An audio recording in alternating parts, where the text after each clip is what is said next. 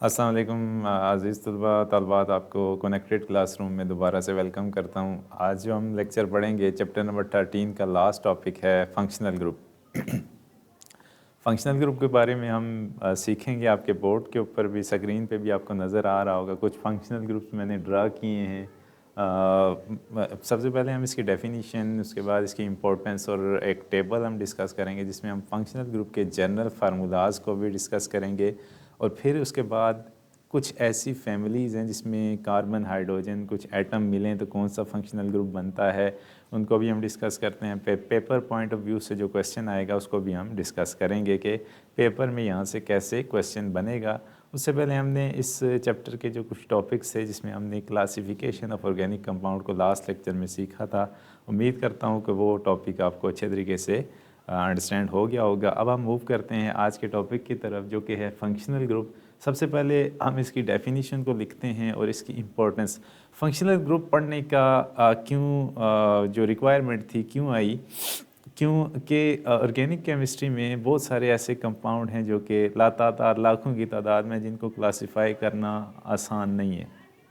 इसके लिए हम क्या करते हैं कि फंक्शनल ग्रुप को डिफ़ाइन करते हैं, फिर जिन कंपाउंड्स का फंक्शनल ग्रुप सेम होता है उसको हम एक क्लास के अंदर डिफ़ाइन करते हैं, एक क्लास के अंदर रखते हैं। फिर वही जो ऑर्गेनिक कंपाउंड का जो फंक्शनल ग्रुप होता है वही उसका नेम डिफ़ाइन करता है, वही उसकी जो केमिकल रिएक्टिविटी की साइट है वही डिफ़ाइन करता है, जो उसकी केमिकल और फिज़िकल प्रॉपर्टीज़ हैं वही फंक्शनल ग्रुप डिफ़ाइन करता है। पूरे का पूरा कंपाउंड उस फंक्शनल ग्रुप के ऊपर बेस कर रहा होता है। तो ज़रा हम इसकी डेफिनेशन को स्टडी करते हैं। यहाँ पे लिखता हूँ functional group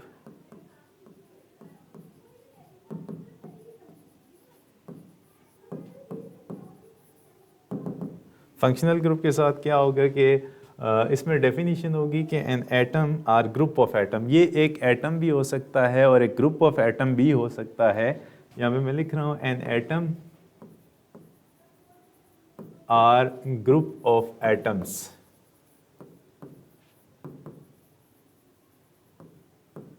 that explain, that describes the properties of। अब कौन सी प्रॉपर्टीज हो सकती हैं? Characteristic properties of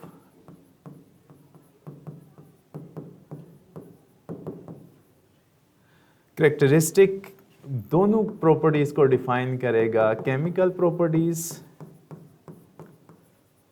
and physical properties.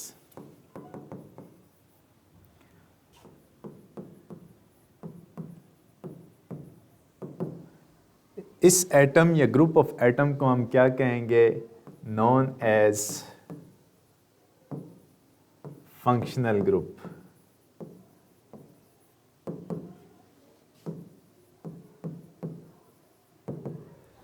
अच्छा, इस फंक्शनल ग्रुप को डेफिनेशन आपने देख ली, आपकी बुक के ऊपर भी लिखी हुई है कि एक एटम हो सकता है, ग्रुप ऑफ एटम हो सकता है जो किसी भी कंपाउंड की प्रॉपर्टीज़ को डिफ़ाइन करेगा, हाँ वो केमिकल प्रॉपर्टीज़ हैं या फिर फिज़िकल प्रॉपर्टीज़ हैं। इसको डिफ़ाइन करने, केमिस्ट्री के अंदर लाने का मकसद क्या था, ये क्यों पढ़ा जाता है, इसकी कोई हम एक दो जो इम्पोर्टेंस है उसको भी देख लेते हैं। यहाँ पे मैं लिख रहा हूँ इम्पोर्टेंस ऑफ फंक्शनल ग्रुप।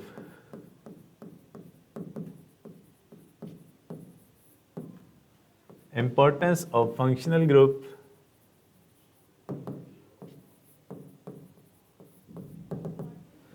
इसकी क्या इम्पोर्टेंस हो सकती हैं? सबसे पहले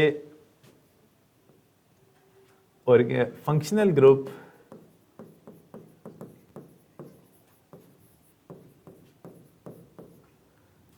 defines the properties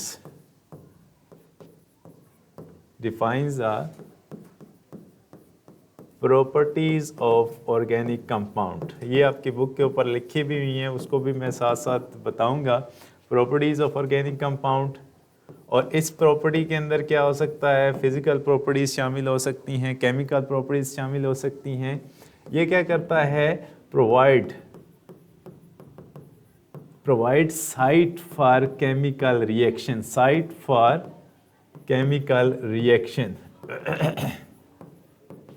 RXN stands for chemical reaction. Site का क्या मतलब है कि functional group chemical reactivity start करेगा जहाँ से फंक्शनल ग्रुप मौजूद होगा। उसके बाद तीसरा है आयोपेक नेमिंग। आयोपेक नेमिंग, ठीक है, of organic compound,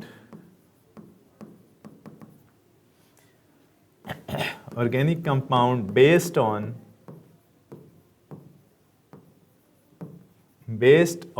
functional group।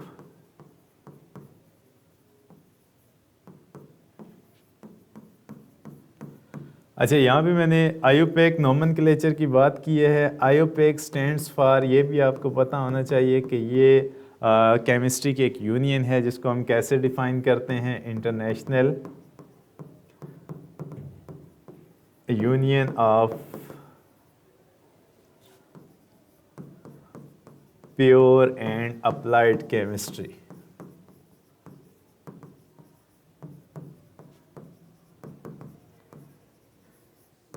तो यहाँ पे आपकी बुक के मुताबिक के इसकी 3 इंपॉर्टेंस मौजूद हैं। सबसे पहले ये क्या करता है, ऑर्गेनिक कंपाउंड की प्रॉपर्टीज़ को डिफ़ाइन करता है। वो प्रॉपर्टीज़ क्या हो सकती हैं, केमिकल प्रॉपर्टीज़ हो सकती हैं, फिज़िकल प्रॉपर्टीज़ हो सकती हैं। नंबर 2, प्रोवाइड, यहाँ पे स्पेल ठीक कर लें, provide site for chemical reaction.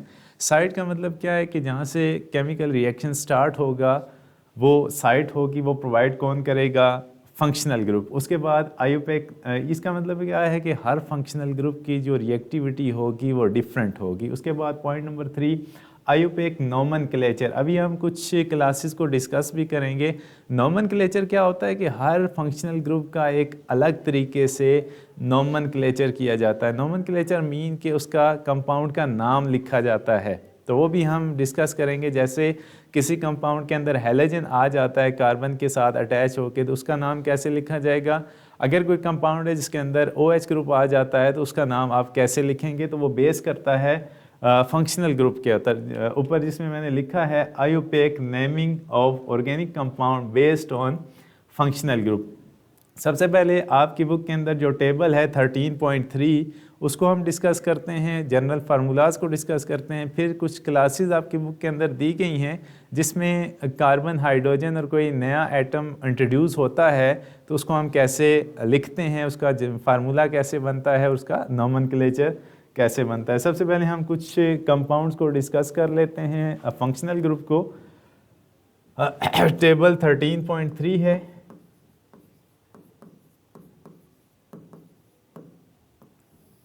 इसमें सबसे पहले जो दिया गया है नेम ऑफ क्लास, ये मैं यहाँ पे सारे आपके सामने डिस्कस करूँगा। उसके बाद इसका दूसरे में लिखा गया है फंक्शनल ग्रुप, और उसके बाद लिखा गया है general formula GF।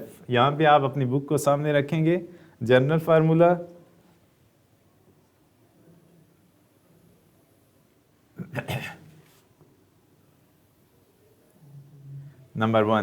Number one हम जो डिस्कस करेंगे, यहाँ पे मैं आपके सामने ला रहा हूँ। नंबर 1 जो है अल्केन।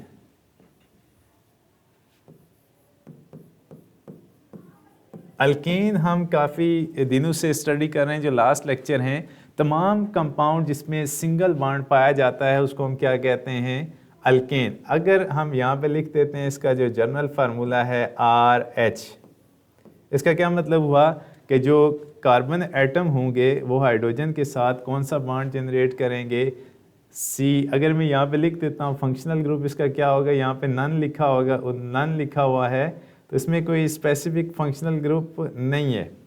यहाँ पे मैं लिख देता हूँ कि तमाम हाइड्रोकार्बन या ऑर्गेनिक कंपाउंड जिसमें कार्बन के साथ carbon to carbon single bond पाया जाता है उसको हम क्या कहते हैं, अल्केन। लेकिन इसका कोई स्पेसिफिक जो फंक्शनल ग्रुप है वो नहीं है, जो आपकी बुक के ऊपर लिखा हुआ है नन। तो अल्केन आपके सामने आया कि इसका जो जनरल फार्मूला होगा RH।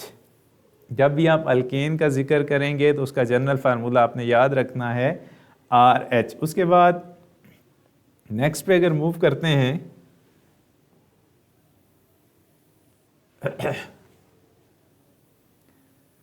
यहाँ पे उसी तरह से name of class, functional group, उसके बाद तीसरा क्या है, जर्नल फार्मूला।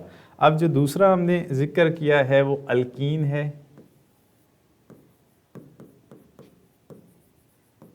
अल्कीन, अल्कीन का जो फंक्शनल ग्रुप है, तमाम ऐसे ऑर्गेनिक कंपाउंड जिसमें दो कार्बन एटम्स के दरमियान क्या पाया जाएगा, डबल बॉन्ड पाया जाएगा, उसको हम क्या कहेंगे, अल्कीन। इसका जो फंक्शनल ग्रुप है, इसके अगर आप देखें, कार्बन जो है यहाँ पे डबल बॉन्ड के साथ है और जो साइडों पे बॉन्ड अटैच है वो किसके साथ शिफ्ट कर दिया गया है, यहाँ पे आर लगाए गए हैं। आर, यहाँ पे भी आर है, यहाँ पे भी आर है और यहाँ पे भी आर है।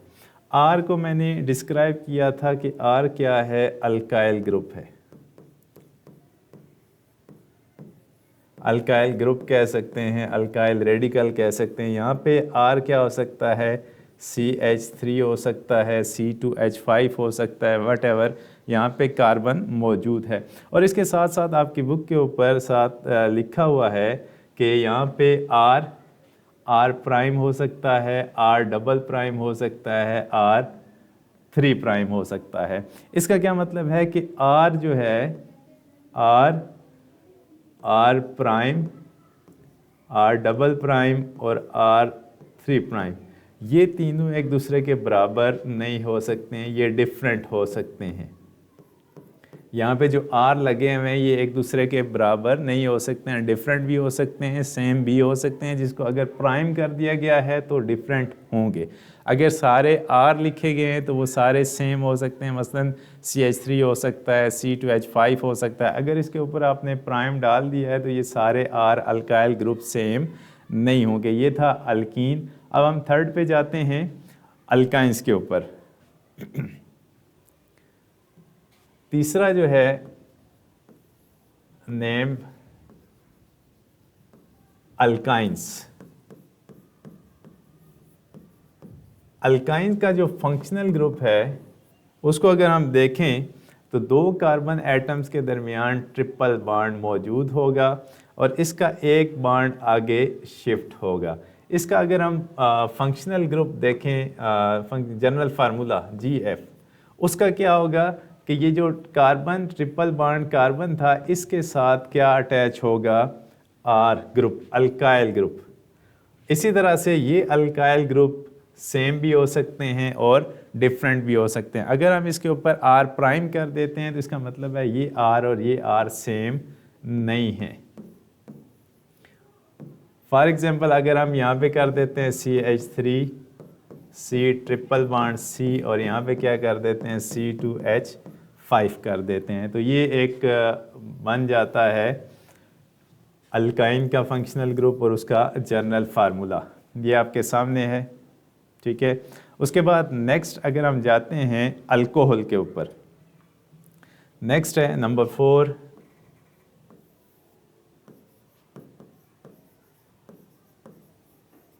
अल्कोहल का जो फंक्शनल ग्रुप होगा वो क्या होगा, OH, और इसका जो जनरल फार्मूला होगा ROH। और R सेम एज के R यहाँ पे क्या है, अल्काइल ग्रुप, अल्काइल रेडिकल, ठीक है। उसके बाद नेक्स्ट अगर हम मूव करते हैं, पांचवा है यहाँ पे मैं लाइन कर देता हूँ। ये सिर्फ आपको फंक्शनल ग्रुप में यहाँ पे और जनरल फार्मूलाज बता रहा हूँ, उसके बाद हम डिटेल में जाते हैं। पांचवा जो है यहाँ पे ईथर है। ईथर ऐसा फंक्शनल ग्रुप होता है जिसमें दो कार्बन एटम एक ऑक्सीजन के साथ जुड़े होते हैं, ठीक है। अगर इसको हम स्पेसिफाई कर देते हैं तो ये क्या बनेगा, CO, यहाँ पे अगर हम H कर देते हैं, H कर देते हैं, यहाँ पे भी H और H, यहाँ पे भी H। इसका जो जनरल फार्मूला बनेगा, इसको अगर हम कंबाइन कर देते हैं तो ये CH3 की वजह से क्या हो जाएगा, RCO, C और R। इसी तरह से ये आर और आर क्या हो सकते हैं, सेम नहीं हो सकते हैं, डिफरेंट हो सकते हैं, सेम भी हो सकते हैं और डिफरेंट भी हो सकते हैं। आपकी बुक पे जो प्राइम लिखा गया है इसका मतलब है कि यहाँ पे जो आर और आर है वो बराबर नहीं है। अगर हम प्राइम नहीं डालते हैं तो ऑटोमेटिक सी बात है, कंफर्म होगा कि आर जो है वो आर के इक्वल होगा। उसके बाद नेक्स्ट जो है एल्डिहाइड और कीटोन है, और ये हम देख लेते हैं एल्डिहाइड और कीटोन। नेक्स्ट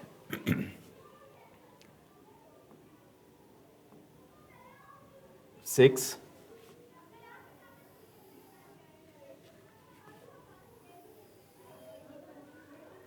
अच्छा एल्डिहाइड,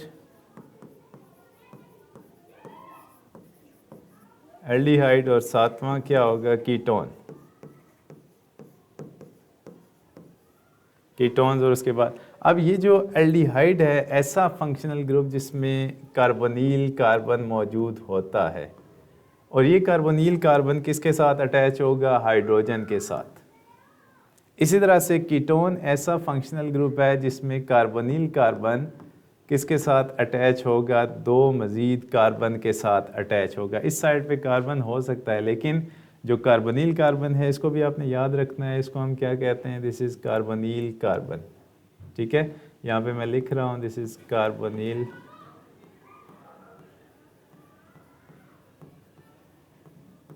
कार्बन। अगर कार्बोनिल कार्बन एक हाइड्रोजन के साथ अटैच होता है तो इसको हम क्या कहेंगे, एल्डिहाइड। अगर यही कार्बोनिल कार्बन दोनों साइडों के ऊपर कार्बन के साथ अटैच होता है तो इसको हम क्या कहते हैं, दिस इज़ कीटोन। इसका जो जनरल फार्मूला बनेगा, अगर हम इस कार्बोनिल कार्बन को और एच को, ये जो फंक्शनल ग्रुप है एल्डिहाइड का आ गया, इसको हम आर के साथ अटैच कर देते हैं। इसी तरह से जो कीटोन है उसको हम दोनों साइडों पे आर कर देते हैं, सेम एज़ के आर अल्काइल ग्रुप है, और ये सेम भी हो सकते हैं डिफरेंट। अगर इसको हम प्राइम कर देते हैं तो ये सेम नहीं रहते। उसके बाद जो नेक्स्ट है अमाइंस।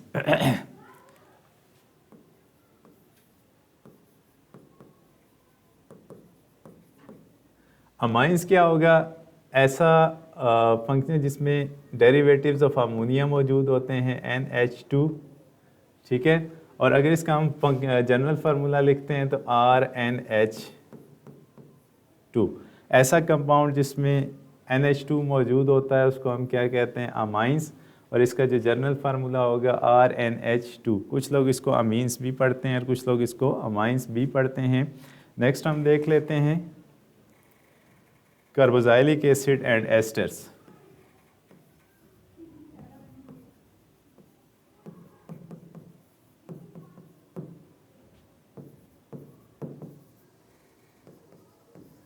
N10 जो है वो एस्टर है। Carboxylic acid COOH carboxylic group, इसका जो जनरल फार्मूला होगा RCOOH। अब आपने याद रखना है एस्टर जो होता है C+O+OR, ये इसका फंक्शनल ग्रुप है। ठीक है, अब इसको हम जनरल फार्मूला में जब पुट अप करेंगे तो एक साइड पे हम क्या लगा देंगे, R, और इसी तरह से C+OOCR। इसके साथ भी अगर आप इस कार्बन को रिमूव करके यहाँ पे आप क्या लगाना चाहते हैं, C, और इसके साथ आप क्या कर देते हैं, R आगे अटैच कर देते हैं, तो ये भी ठीक होगा। और इसके साथ आप क्या करेंगे, हाइड्रोजन जो है वो पूरे कर देंगे, जैसे यहाँ पे C+O, और इसको अगर मज़ीद हाइड्रोजन पूरे करने हैं तो भी, अगर इसको आप यहाँ से ख़त्म ही कर देते हैं तो भी आपका जनरल फार्मूला ठीक हो जाएगा, RCOOR। ये भी ठीक है और ये भी आपका फंक्शनल ग्रुप ठीक होगा। अब हम मूव करते हैं, कुछ जो फैमिलीज़ दी गई हैं जिसमें बताया गया है कि अगर कार्बन, हाइड्रोजन और इसके साथ कोई एटम अटैच होता है तो उसको हम ब्रीफली थोड़ा सा एक्सप्लेन करके आगे मूव करते हैं और उसका नोमेनक्लेचर देखते हैं कि वो कैसे होगा। ये था आपका टेबल 13.3 जिसको हमने यहाँ पे डिस्कस किया और उसके फंक्शनल ग्रुप और जनरल फार्मूलाज को डिस्कस किया। यहाँ पे पहला जो है, आप ज़रा बुक की तरफ देखें, 13.7.1 functional group containing carbon, hydrogen and halogens जिसको हम क्या कहेंगे, हेलो अल्केन। सबसे पहला जो है functional groups that contain carbon, hydrogen and halogens. अच्छा, इसमें जो एटम्स मौजूद होंगे, सबसे पहले कार्बन होगा, हाइड्रोजन होगा और लास्ट पे दिया गया है हैलोजेंस। आपको पता होना चाहिए जो हैलोजेंस होते हैं वो 7A ग्रुप के मेंबर्स हैं और इसमें कौन कौन सी चीज़ें शामिल होती हैं, फ्लोरीन, क्लोरीन, ब्रोमीन और उसके बाद आयोडीन। अच्छा, इस फैमिली को हम जो नाम देते हैं, these are haloalkanes. Haloalkanes are alkyl halides. ये हो गया। उसके बाद इसका जो जनरल फार्मूला होगा, जनरल फार्मूला इसके लिए क्या हो जाएगा, आर एक्स। आर जो है वो अल्काइल ग्रुप को रिप्रेजेंट करता है और एक्स यहाँ पे क्या होंगे, हैलोजेंस। इसका जो हम नोमेनक्लेचर लिखेंगे, नेम इसको कैसे हम देंगे, क्या हो जाएगा, इसको हम लिख सकते हैं हेलो अल्केन भी लिख सकते हैं, हेलो अल्केन, या फिर इसको हम क्या लिख सकते हैं, अल्काइल हेलाइड भी लिख सकते हैं। ये जब हम नाम लिखेंगे तो आपको मज़ीद क्लियर हो जाएगा, हेलाइड्स। और इसकी अगर हम लास्ट पे एक लाइन लिखें कि these are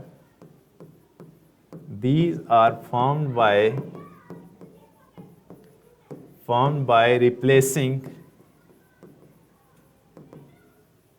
one hydrogen of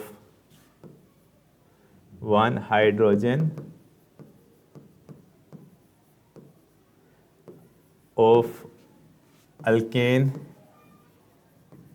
with halogen। ठीक है, कि ये कैसे बनते हैं, जब हम अल्केन का एक हाइड्रोजन रिप्लेस कर देते हैं किसके साथ, हेलोजेंस के साथ, तो नई बनने वाली चीज़ को हम क्या कहेंगे, हेलो अल्केन या अल्काइल हेलाइड। इसके हम कुछ एग्जांपल्स देख लेते हैं।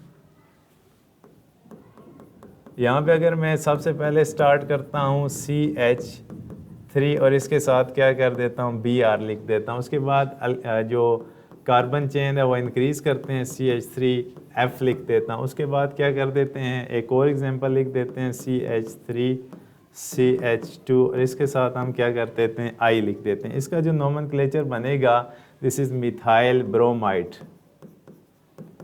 मिथाइल ब्रोमाइड भी लिख सकते हैं। और अगर इसको हम हेलो अल्केन के साथ लिखेंगे तो सबसे पहले क्या आएगा, मिथाइल ब्रोमाइड। तो हेलो अल्केन से क्या होगा, सबसे पहले आप हेलो जो हेलोजेंस हैं सबसे पहले उसको लिखेंगे, तो हेलो से ब्रोमाइड जो है वो क्या बनेगा, ब्रोमो। और अल्केन कौन सा है, मीथेन। तो ये क्या हो जाएगा, मिथाइल है तो इसका हम पेरेंट बनाएंगे, किससे ये बना था, मीथेन से। तो ये दोनों नाम इसके लिए एक्सेप्टेबल हैं, मिथाइल ब्रोमाइड या फिर ब्रोमो मीथेन। इसी तरह से इथाइल फ्लोराइड, इथाइल फ्लोराइड, ये दोनों एक्सेप्टेबल हैं। या फिर इसका दूसरा नाम क्या हो सकता है, फ्लोरोईथेन, फ्लोरोईथेन। इसी तरह से अगर यहाँ पे हम लिखते हैं तो इथाइल आयोडाइड, इथाइल आयोडाइड, या फिर इसका दूसरा नाम क्या बन सकता है, आयोडो ईथेन। तो ये था जो पहली फैमिली थी जिसमें functional group containing carbon, hydrogen and halogen, जिसको हम हेलो अल्केन कहते हैं या अल्काइल हेलाइड्स कहते हैं। इसमें कौन कौन से एटम शामिल होते हैं और कौन सी फैमिलीज, पीरियोडिक टेबल के कौन कौन से ग्रुप शामिल होते हैं और उसका नोमेनक्लेचर कैसे आ सकता है। नेक्स्ट हम मूव करते हैं, सेकंड फंक्शनल ग्रुप है जिसमें कार्बन, हाइड्रोजन और ऑक्सीजन शामिल होगा। नेक्स्ट 13.7.2 फंक्शनल ग्रुप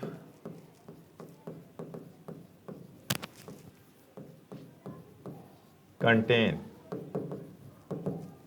इसमें जो एटम्स हमारे पास शामिल होते हैं, कार्बन होगा, हाइड्रोजन होगा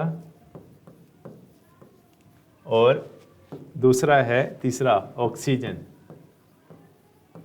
इसमें जो स्टार्ट हम करते हैं सबसे पहले वो अल्कोहल है, अल्कोहल्स, और इसके साथ हम बराबर में लिखते हैं इसी के साथ फिनोल्स, क्योंकि फिनोल भी अल्कोहल ही होता है, लेकिन फिनोल्स आर एरोमेटिक अल्कोहल जिसमें बेंजीन रिंग पाया जाता है। इसको अगर हम डिफाइन करते हैं कि जो अल्कोहल्स हैं ऐसे compound that contain OH as a functional group,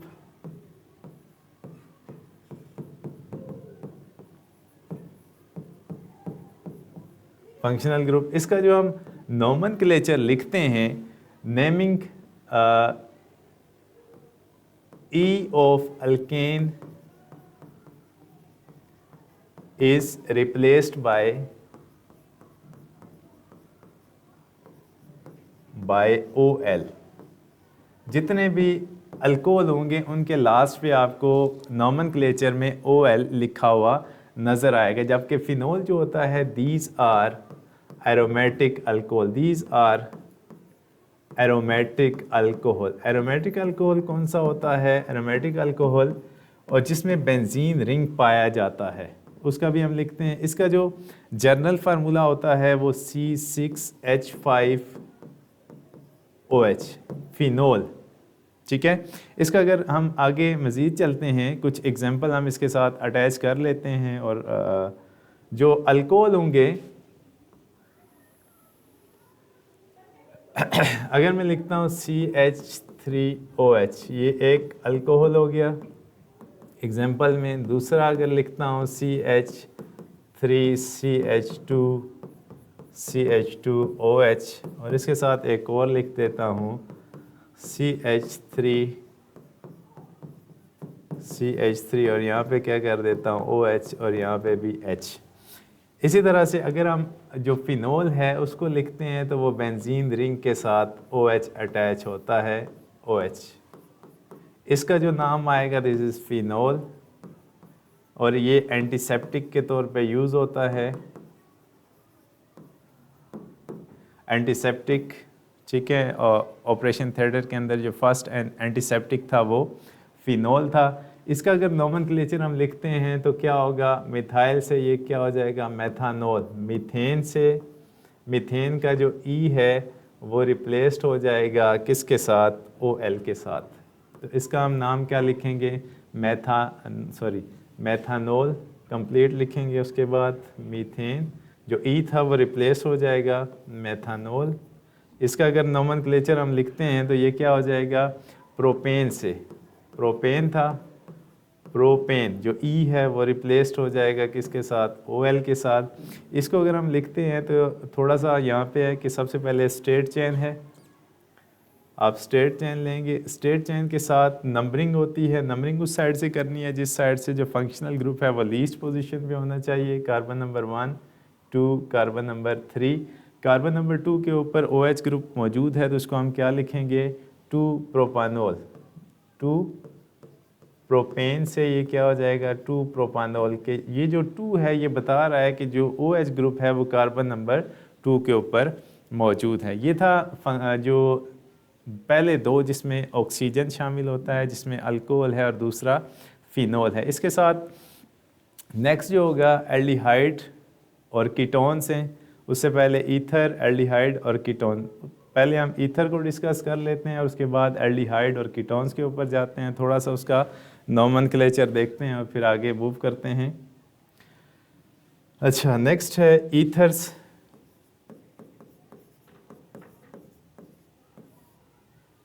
thirteen 13.7.4 ethers जो होते हैं जिसमें कार्बन, हाइड्रोजन भी शामिल होगा और ऑक्सीजन भी शामिल होगा। इसका अगर हम जनरल फार्मूला जो हमने पढ़ा था कि 2 कार्बन एटम्स के दरमियान अगर ऑक्सीजन ट्रैप हो जाता है तो ऐसे कंपाउंड को हम क्या कहते हैं, ईथर। इसका हमने जनरल जो फंक्शनल ग्रुप है वो भी पढ़ा था, ROR प्राइम के। R तो अल्काइल ग्रुप हो गया, कार्बन इन दोनों के दरमियान जो एटम अटैच होगा वो ऑक्सीजन होगा। इसके अगर हम कुछ एग्जांपल्स पढ़ते हैं, ईथर्स जो होते हैं ये एज अ सॉल्वेंट के तौर पे यूज़ होते हैं। फॉर एग्जांपल इसकी एक तो एप्लीकेशन ये भी है कि जैसे आपकी क्लास में आपका बोर्ड जो है वो गंदा हो जाता है तो आप ईथर का जो लिक्विड है वो ला के उससे साफ़ करें तो वो सारा बोर्ड आपका ड्राई हो सकता है। और ये सेंट्रल नर्वस सिस्टम के ऊपर भी अटैक करते हैं और ये अनकॉन्शियसनेस भी काज कर सकते हैं। यहाँ पे अगर इसकी एग्जांपल मैं लिखता हूँ, सबसे पहले CH3O CH3, उसके बाद ये क्या हो जाएगा CH3O C2H5। ये मैंने 2 ईथर यहाँ पे लिखे हैं। इसको आप क्या नाम देंगे, 2 मिथाइल ग्रुप में तो इसके साथ आप क्या लिखेंगे, di methyl ether, di methyl ether. और इसके साथ क्या हो सकता है, और इसको हम क्या कहते हैं, सिमेट्रिक ईथर।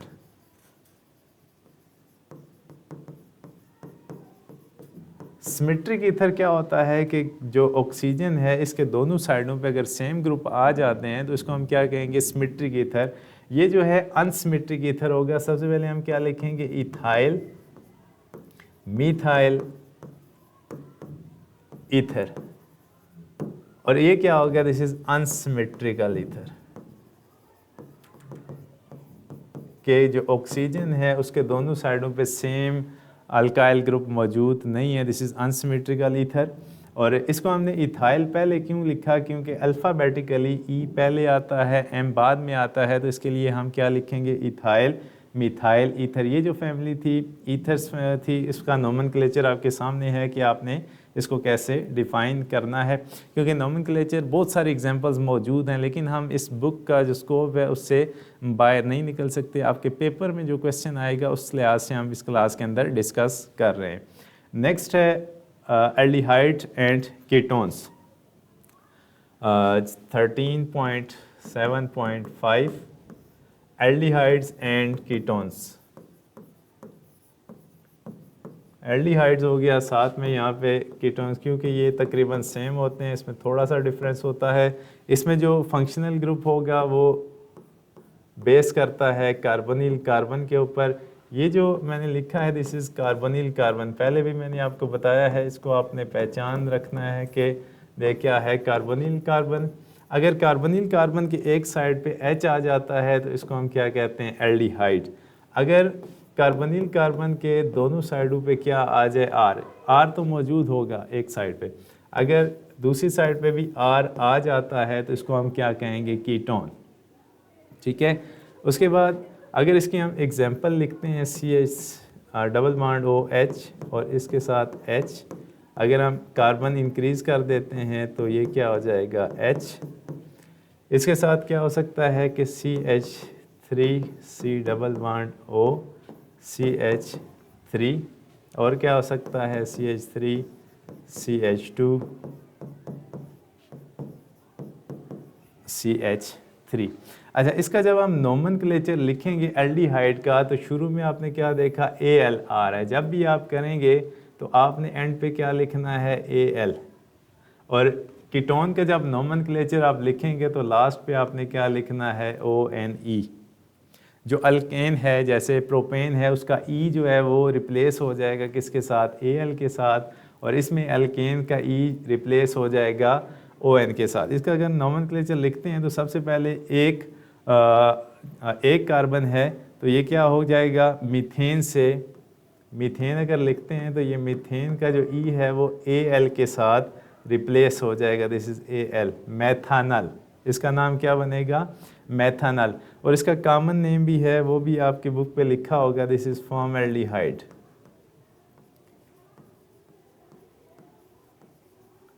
तो ये दोनों नाम यहाँ पे एक्सेप्टेबल हैं, मैथानल भी और फॉर्मल्डिहाइड भी। इसी तरह से इसमें 2 कार्बन हैं तो 2 कार्बन से ये क्या हो जाएगा, एथानल।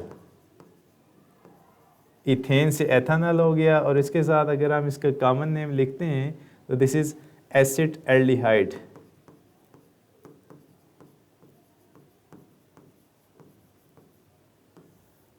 इसी तरह से अगर आप कीटोन के ऊपर आते हैं तो ये 2-3 कार्बन से हम प्रोपेन लिखेंगे। प्रोपेन का जो ई होगा वो रिप्लेस हो जाएगा ONE के साथ, तो ये क्या बनेगा, प्रोपानोन।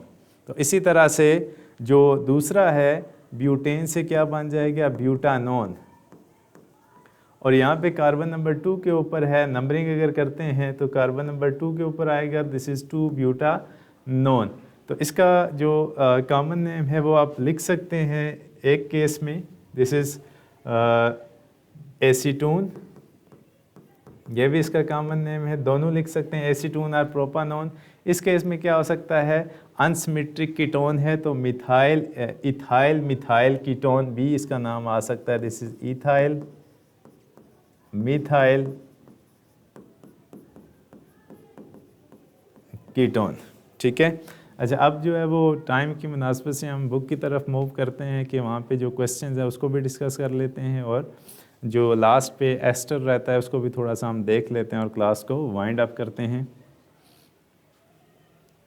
अच्छा, लास्ट पे जो है एल्डिहाइड एंड कीटोन हमने देख लिया, कुछ एग्जांपल्स भी देखी, और एक रह गया कार्बोक्सिलिक एसिड। और कार्बोक्सिलिक एसिड का जो फंक्शनल ग्रुप होता है आपके सामने नज़र आ रहा है, कार्बोक्सिलिक ग्रुप। जिस कंपाउंड में भी ये ग्रुप आपको नज़र आएगा उसको हम क्या कहेंगे, कार्बोक्सिलिक एसिड। और इसका जब नाम लिखते हैं तो एंड पे आपने क्या लिखना है, ओइक एसिड। हम क्या लिखेंगे, OIC एसिड। जो अल्केन का ई होगा वो रिप्लेस हो जाएगा ओइक एसिड के साथ। जैसे हम क्या लिख रहे हैं, HCOOH, ये आपके सामने एक एसिड है, इसमें एक कार्बन है तो मीथेन से ये एसिड ड्राइव हुआ है, तो मीथेन का जो ई था वो रिप्लेस हो जाएगा ओइक एसिड के साथ, मेथानोइक एसिड। इसी तरह से अगर 2 कार्बन आते हैं तो 2 कार्बन की वजह से इथेन से ये इथानोइक एसिड में चला जाएगा। साथ इसके कुछ कॉमन नेम भी लिखे गए हैं, फॉर्मिक एसिड या दूसरा जो है वो एसिडिक एसिड है। इसी तरह से जो एस्टर्स हैं, एस्टर्स का जो जनरल फार्मूला है वो मैंने आपके सामने लिखा था कि जो कार्बोनिल कार्बन होगा उसके साथ एक और ऑक्सीजन अटैच होगा।